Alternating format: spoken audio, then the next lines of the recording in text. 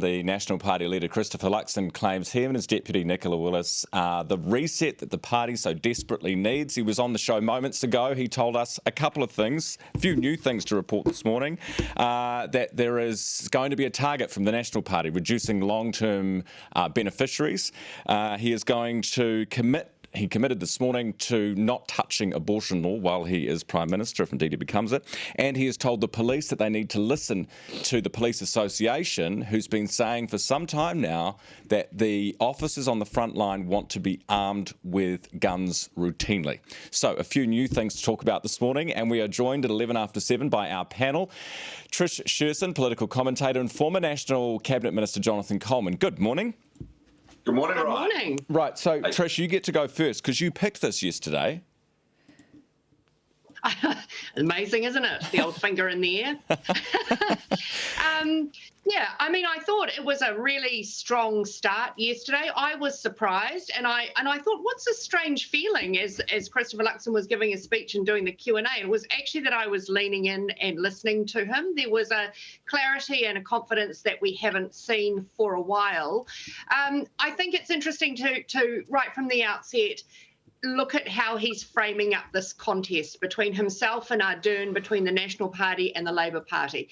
He's framing it up that, he is the businessman from the real world who knows how to get shit done.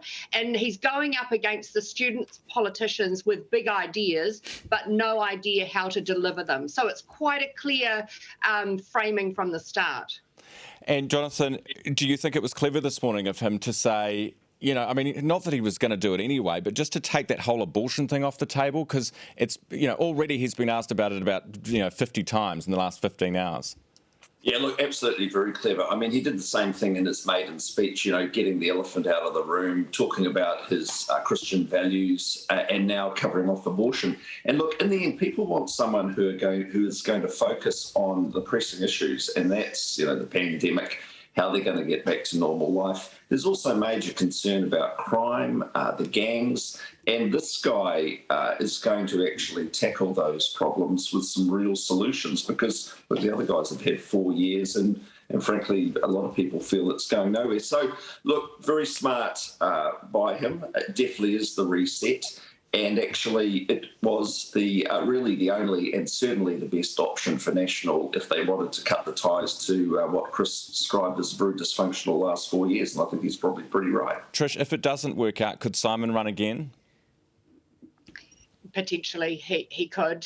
I think that's a long way, hopefully that's a long way down the track for National because if they have another leadership change, they can absolutely kiss 2023 goodbye.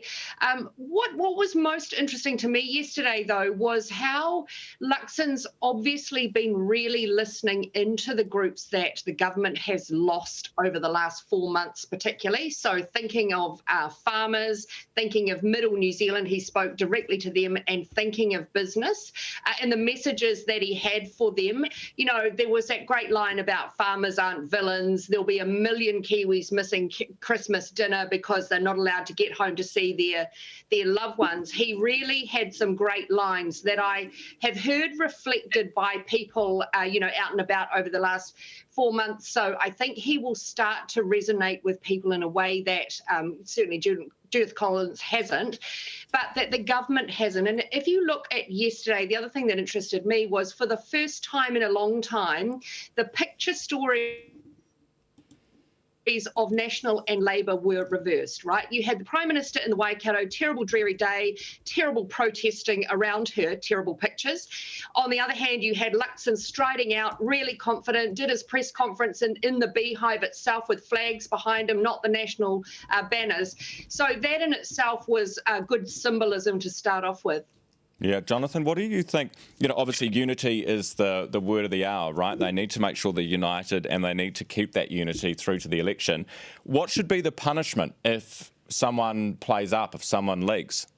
Look, I think there'll be very little tolerance for misbehaving now. I mean, the party knows that, this is a real last chance. And look, I think it is going to be really successful, actually. I mean, for all the reasons that Trish has outlined there, I think Chris and Nicola are going to go right through to the election.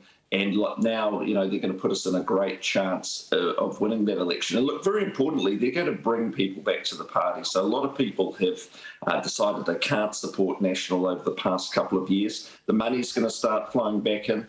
And this guy is also going to be able to attract the quality candidates that National needs, because it's a small caucus and we need to bring in more experience. We've got to bring in more people from the rural sector. We've got to bring in a more diverse-looking caucus. And it's actually going to really excite people about getting behind National again.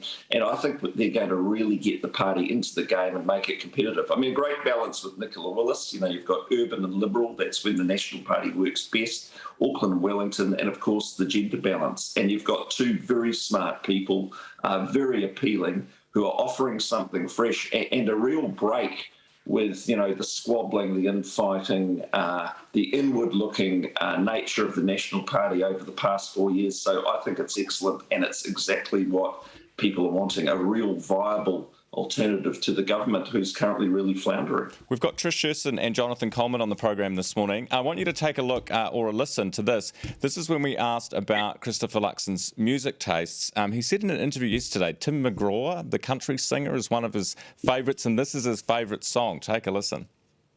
Classic.